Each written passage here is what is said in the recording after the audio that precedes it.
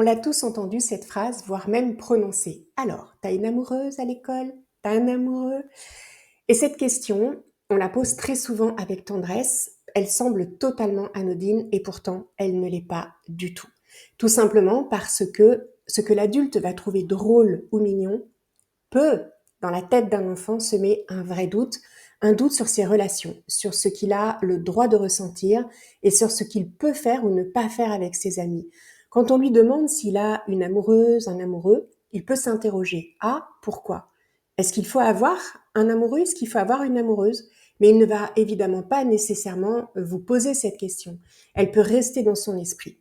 Et avez-vous d'ailleurs remarqué la gêne chez l'enfant à qui on pose cette question? Et parfois même, on remarque, après avoir posé la question à l'enfant, qu'il va éviter de jouer avec les enfants de son groupe habituel. Ça, c'est déjà vu. Alors, ça peut paraître exagéré, mais en fait, c'est très sérieux. Les enfants construisent leur vision du monde à travers nos mots.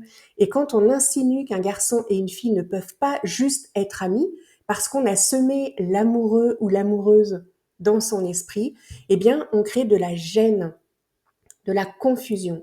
La relation, pour eux, c'est juste un lien d'affection, de jeu, de complicité. Et selon la science du développement, les enfants comprennent l'amitié d'abord comme le fait de partager un moment, un espace, un jeu. Ce n'est évidemment qu'à l'adolescence que la dimension affective ou romantique commence à se structurer. Alors quand on parle de petits copains, petites copines, d'amoureux, d'amoureuses, un enfant de 5 ou 6 ans, on projette sur lui tout simplement des représentations d'adultes et on fait ça pour beaucoup de choses d'ailleurs. Alors oui, mieux vaut éviter cette question et à la place, on peut tout simplement s'intéresser à ce qu'ils aiment faire avec leurs amis, poser des questions ouvertes, encourager les liens. Parce que à cet âge-là, être un ami, c'est déjà énorme.